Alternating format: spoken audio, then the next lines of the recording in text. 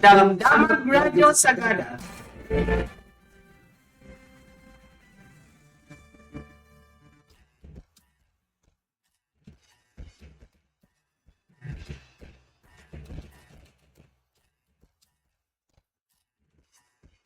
Naimbaga aldaw iti Miyerkules sa siyak ni Simbay nga mangibingay kadagiti damdamaga itang oras.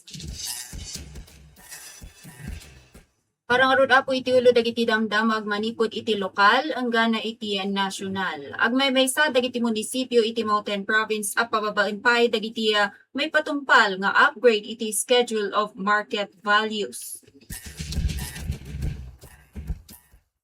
Dole Mountain Province na kimay-maysa iti World Day Against Child Labor, babaen ti Child Protection Affair.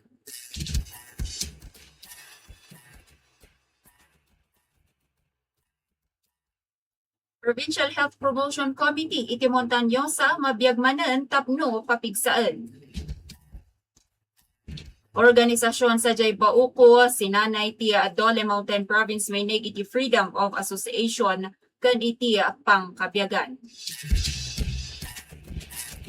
Cultural group iti Cordillera ng Kalampag iti Spotify may papan kadagiti AI remix Salidong My Songs.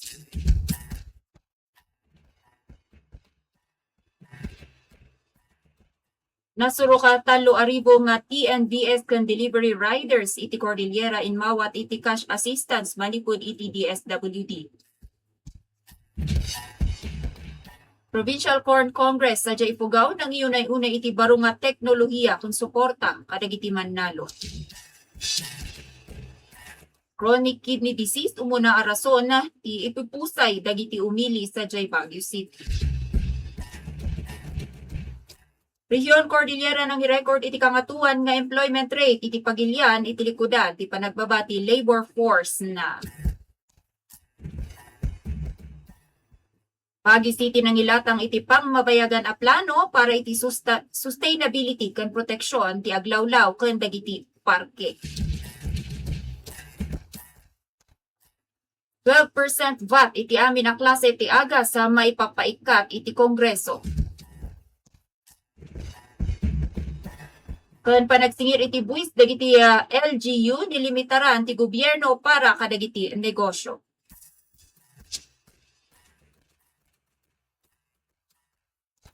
Parang aron apo iti detalye dagiti damdamag. Iti damag lokal, kalpasan apo anay sayangkat dahito yung maikadwa nga rikos ti public consultation. Iti kalman sa jay multipurpose hall. Iti pailang munisipyo iti Bonto, may sangakid daw tinangagan kan nagrimbaw manipod ang kadagiti representatibo manipod iti nagduduma ang munisipyo. Ti panang ibaba. Mundo dahito'y kababaan a posible nga numero nga may patumpal. Sakbay dito schedule of market values wano SMB iti pagilian. Napaliumot laeng ti basit bilang dagiti partisipante iti daytoy panlalawigan a konsultasyon kumpara kadagiti immuna panag-diskusyon kadagiti antas iti munisipyo. San amin apo nga munisipyo ket adda ti representasyon iti daytoy nasao nga konsultasyon. Ditoy ket kaatuan apo mutlaeng nga nakipaset ket dagiti laeng kawani ken opisyal manipod iti lokal a gobyerno. Ngem iti likodan daytoy nagbalin apo nga sulido ti panawagan dagiti pimaset iti Provincial Treasury ken Provincial Assessor's Office ken dumapay a masaknan nga opisina at tapyasan dagiti nakalatag a numero.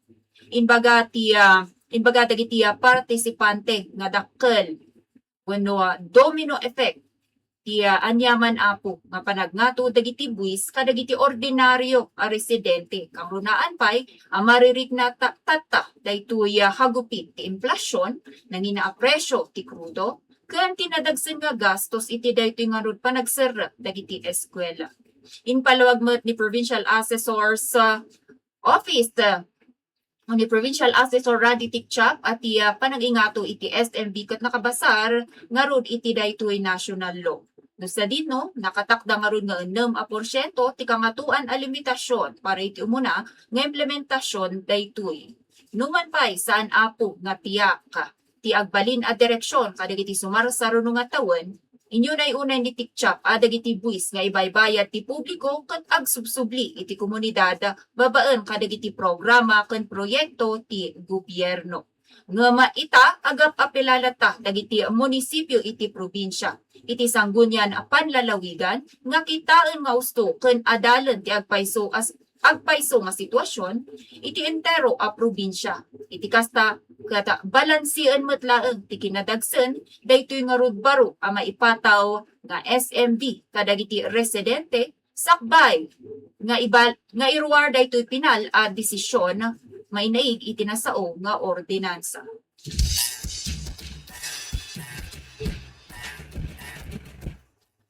Ito'y pelang probinsya ti Montañosa, formal. Anay sayang kati umuna apo nga taripno para iti panang biagmanan kan panang ipapigsa iti Provincial Health Promotion Committee wenno HPC sa jay palaeng Bonto idi Hunyo 1. Sigod kani Health Education and Promotion Officer Febelin Maynga Fillag panggap daytoy nga addang papigsaan dagiti programa apang salun at kasuporta iti Universal Healthcare Act kan tarabayan ti Local Health Board iti panang tukoy kadagiti pangta iti salun at dagiti tattao. Iti daytoy nasawa taripno ket inpaganatgatmat ni Dr. Dalome Paklay manipod iti Department of Health and Department of Education ti kinapatag ti panang tarabay kadagiti estudyante asumangsango kadagiti kari ti mental health kan panang usar kadagiti maiparit nga agas nga mang-apektar iti panag-adalda. Inbagamot ni Nurse Brenda Kayat manipod iti Provincial Health Office ti panagpasalamat iti panagkimaymaysa tinaduma-duma nga ahensya ti gobyerno akas iti Department of the Interior and Local Government, Department of Labor and Employment, kan daytoy Department of Education para nga rod iti daytoy maibagbaga ang nasalunat nga komunidad. Nakasalalay mutlaeng iti panagtitinulong ti kada sektor.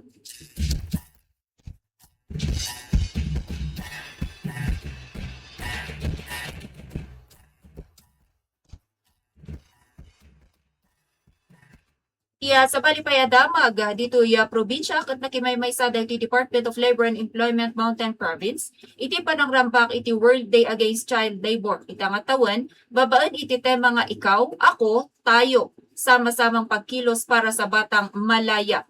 Kaspasat daytoy ket nakitinulong daytoy nga ahensya iti Lingap Pangkabataan Incorporated kanda dumapay nga gobyerno para iti panakayuswat daytoy Child Protection Fair, talks, play and services iti napalabas alawas. Itinasao nga aktibidad ket inpasingked daytoy dole ti karida nga waswasan daytoy child labor babaan iti panangted iti pangkabyagan kadagiti pamilya. Kana panang ipaaymet lang iti trabaho kadagiti agad-adan iti sidong daytoy programa nga SPES.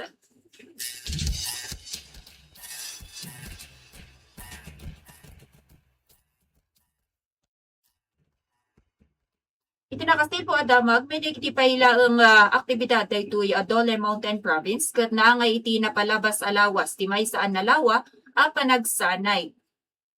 Iti pailaeng panangidaulo daytoy Dole Mountain Province Field Office iti naduma-duma nga organisasyon sa jay munisipyo ti Paubo. Panggap ti aktibidad a palawaan ti kaamuan dagiti pimaset may naig iti Freedom of Association. Wenno daytoy kinawaya-waya iti panangbukal iti organisasyon kas maysa nga batayan iti karbengan kan prinsipyo iti panagtrabaho. Sentro iti nagbalin metlaeng nga diskusyon ti karbengan dagiti mangbangged pati dagiti employer. Mayanurot apo kadagiti agraraira nga linteg iti kasta ket mapasaya at ti relasyon iti nagbaetan ti pagtrabahuan kan dagiti empleyado. Malaksid iti panangiyunay-unay iti karbengan, obligasyon ken labor standards amang salsalaknib iti pag-imbagan dagiti mangmangged ket inyunay-unay ti dole iti nasaong nga gundaway nga ilatam dagiti nagduduma a programa da may naig iti pangkabyagan ken employment facilitation services. Nangorientar da wenno inorientaran da dagiti Partisipante matlaang may kadagiti benepisyo ang maalada iti sidong ti Dole Integrated Livelihood Program wenno DILP. Daytoy a programa ket mangpangpanggep nga mangipaay iti ayuda ken dumapay nga trainings kadagiti kwalipikado a grupo tapno matulungan isuda amang pangato iti produktibidad.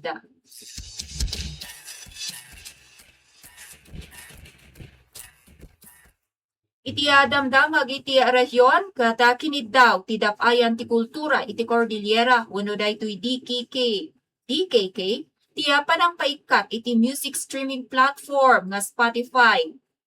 Kadagiti peke nga kanta nga inaramid ti artificial intelligence wenno AI. Sigon iti alyansa, awan ti pamalubos nga mai-upload iti sidong ti verified artist profile nga AI sa lidumay, dagiti tradisyonal nga kankanta ti sa lidumay akas iti danum, pagay ken balay. Kinondenar ti DKK ti komersyalisasyon ka napakakitaan iti nasa ungakan kanta ti sa lidumay. Nabukal para iti panangidependar kadagiti nagtaudan adaga ken pamana a kultura saan atapno pagbalinan a rason nga pagkakitaan wenno pag-alaan iti biro. Daytoy nga issue ket nangted iti danag tinalawlawa nga epekto na matlaang iti original Filipino music wenno OPM community. No sa dinno sumagmamano kadagiti sikat a lokal nga artista. Dagiti inmunan lang anang batikos iti panagsirik dagiti AI generated artists kadagiti charts. Kapungaro ditoy ket agpan panawagan ti grupo iti publiko a suportaran dagiti original a bersyon dagiti kankanta a masarakan iti YouTube ken iti opisyal nga 1987 salidumay album alihitimo ama manggagan metlaeng iti Spotify. Diya sa bali adamag rehiyon ket dakkel abentahe para iti sektor ti transportasyon ditoy Cordillera kalpasan ti panangiwaras ti Department of Social Welfare and Development wenno DSWD iti cash relief assistance iti napalabas alawas Mayo 28 hanggang iti Mayo 29. Iti sidong ti programa nga assistance to individuals in crisis situation wenno daytoy AIX dati pakabuklan at 3,000 sa nga gasut 83 nga TNVS drivers ken delivery riders iti entero a rehiyon nga imawat iti tig 5,000 a piso tapno matulungan isuda ang makabangon iti epekto ti krisis iti enerhiya ken gapu iti agtultuloy a panagnato iti presyo ti lana. Kangatuan bilang dagiti benepisyaryo ket nagtaod iti syudad iti Baguio ken probinsya iti Benguet nga dimanon iti dandani 3,000. Adamot lang dagiti naawat dagiti riders manipud iti probinsya iti Abra, Ifugao, Kalinga, Mountain Province ken Apayao para iti ayuda. Dakil mo ti panagpasalamat dagiti driver kay sukapay atulong daytoy iti panginaldaw ta agastos ken iti daytoy manarimaan nga enrollment dagiti ubing para iti panagserret da iti eskwelaan.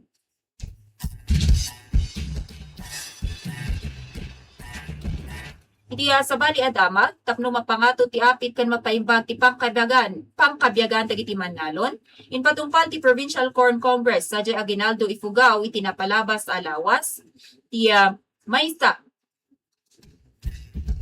nga Provincial Corn Congress. May samot lang ana itampok iti aktibidad ti Harrison Rodeo Festival itangatawan. Itinasawa pa nagtitipon inalokoy ni Joel Cabanayan may sa National Gawad Saka Awardee manipod iti Region 2 dagiti Manalon manipod iti nagduma a munisipyo ti Ifugao nga rakupen ti moderno a teknolohiya iti panagmula. Inbaga na pay ang masapol alagipen a kanayon ti upat a prinsipyo iti panagikabil iti abono nga umuna usto nga fertilizer, usto a kaadu, usto nga oras ken maudi, ti usto a lugar, paturong iti adu nga apit. Inpasigurado met ni Governor Jerry Dalipog ti agtultuloy a suporta ti gobyerno probinsyal, babaan ti panaggatang iti heavy equipment para iti panangilukat ken panagisimpa, kadagiti farm to market roads amang palaka, iti panakaibiyahe dagiti produkto agrikultural iti merkado. Dinayaw met ni Mayor Clemente talusig ti sakripisyo dagiti mannalon ken inbagana at tinasaok nga aktibidad ket panang bigbig iti napateg nga papelda iti panangisigurado nga adda ti makaanay ataraon para iti pagilian.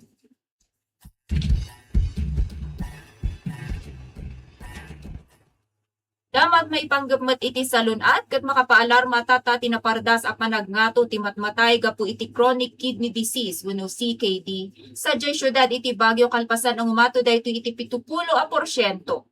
Itin mo na ang 5 bulan pailaeng daytoy nga taon 2026. Sigun iti City Health Services Office na ilista ang ti 10 ken 7 nga pimusay. Manipod iti bulan ti Enero hanggang iti Mayo ita nga tawen. Nangat nga to kumpara iti 10 ken 5 na i-record iti entero nga tawen ti 2025 no sa dino kaduan kadagiti biktima ket agtawen iti 60 hanggang iti 60 ket siya. Kapu ditoy inyo na unay ni City Health Officer Dr. Celia Flor Brillantes ti kinapateg ti panag-inom iti 6 hanggang 8 abaso ti danom hanggang 8 abaso ti puro adanom nang runa itaan na pudot ti panawan tapno matulungan ti kidney iti panang manihar iti toxins ken maliklikan ti kidney stones ken infections. May nagditoy kat may isang ordinansa ti isaksakat tata ni Baguio City Councilor Leandro Yangot tapno agbalin nga mandatory ti panang pauni iti water drinking signals wenno sinyales sakas iti bell ken ringer kadagiti para publiko ken pribado nga eskwelahan iti nasaw a syudad tapno palagipan dagiti estudyante nga ag-inom iti danom ken taripatuen ti salunadda.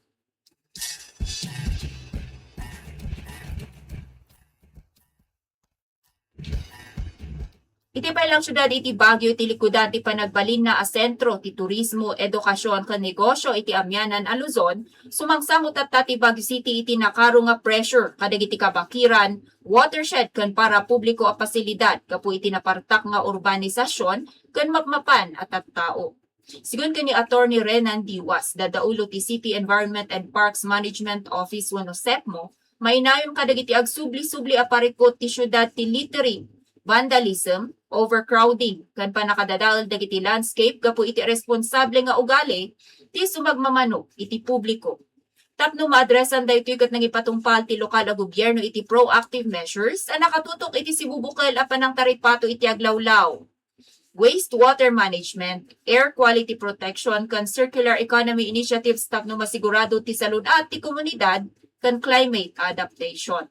Paset ti balig iti syudad ti panang pabaro pang mapayagan na proyekto kan rehabilitasyon dagiti parke na. Papapigsan pa iti Forestry Division ti pundasyon ti aglawlaw no sa dinukot nakapataw da iti 3,000 nga native kan fruit-bearing seedlings manipur kadagiti nursery iti Busol kan botanical facility. Sigun kani Diwas dagiti parke kan green space kan saan nga lupo wenno luxury no di may sa kritikal nga infrastruktura.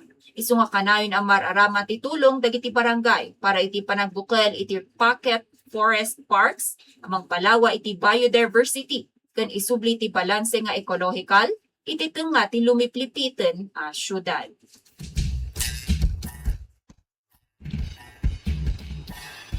Iti maudi at Italia dagiti damdamag iti rehiyon Cordillera na patalin na ed.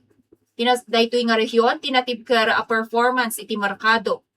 Ti panag-aramid kalpasan ang may record ti kangatuan nga employment rate iti entero a pagilian para iti taon 2025 uray do medyo binmaba dagiti pasok iti labor force. Basar iti inmo na a resulta ti 2024 to 2025 annual labor force survey nga inruwar ti Philippine Statistics Authority wenno PSA Cordillera.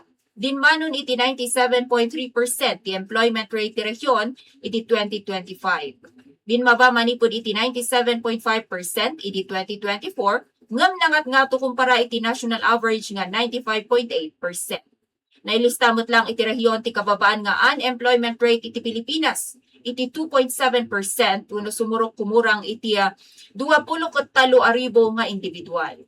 Inmimbag ti sitwasyon iti underemployment, abimaba iti 11.7%, manipod iti 12.9%.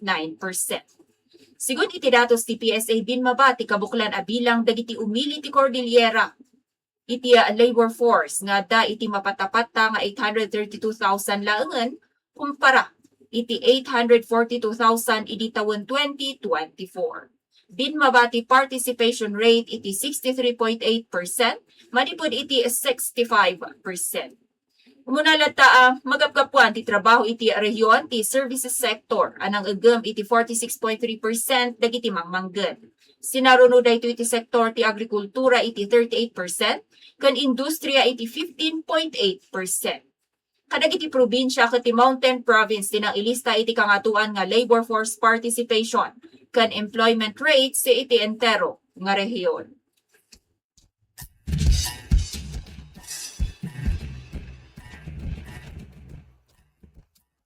Iti damdamag met pagilyan, nilimitaran ti national government ti pannakabalin dagiti local government unit wenno LGUs iti panangipataw iti buwis kadagiti rehistrado nga negosyo iti pagilyan. Iti sidong ti baro nga Joint Memorandum Circular No. 1 Series of 2026 nga inuwar ti Department of the Interior and Local Government, Department of Finance kanti Department of Trade and Industry na ikabil ti anggana 2% laeng nga gross income. Ti mabalin nga masingir a local tax wenno levy kadagiti registered business enterprises nga daan iti tax incentives iti sidong ti Create More Law.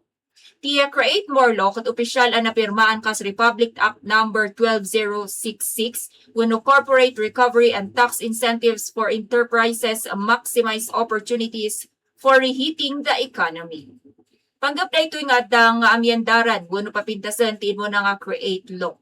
Pag may saan kan aramiden nga agpapada, ti paglintigan dagiti syudad kan munisipalidad, tapno waswasan tinabayagan a reklamo dagiti agpupuunan, partikular dagiti business process outsourcing wenno BPO companies. May kontra iti nagsasabali nga regulasyon dagiti LGU. Isuday ito'y ti rason no apay nga agduadwada nga ag-invest iti pagilyan. Pabanda ito'y kat maayo dagiti foreign investors kan nalaklaka ti proseso ti panagbuwis para kadagiti negosyo. Sakupan ti baro a pamilin dagiti kumpanya. Ama narimaan nga agbenbentahe ti income tax holiday, enhanced deductions, 5% gross income earned incentive wenno special corporate income tax rate.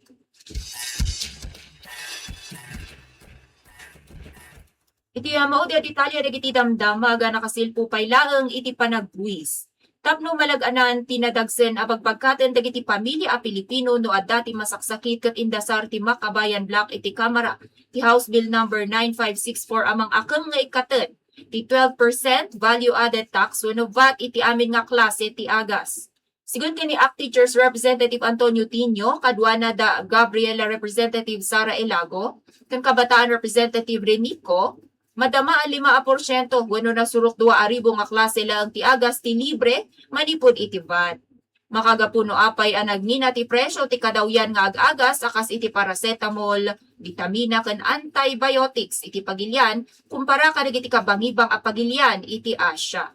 Kagidan da ito ket indasar met lang ti grupo ti House Bill No. 9563 amang dawdawat nga ingato iti 5% ti gross domestic product wenno GDP ti pondo iti sektor ti salunat tapno matulungan dagiti Pilipino ang madamang agbaybayad iti 42% iti gastos pang salunat manipod iti bukod da nga bulsa.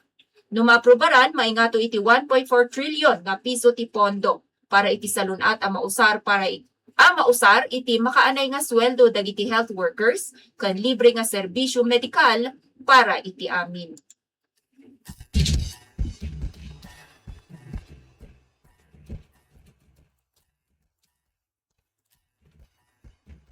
Katagitaman apo dagiti na ibingay tayo nga damdamag para iti midday news itangal daw iti Miyerkules, June 3, 2026. Siya kailang disimbay para iti damdamag Radyo Sagada na imbagmanan nga oras.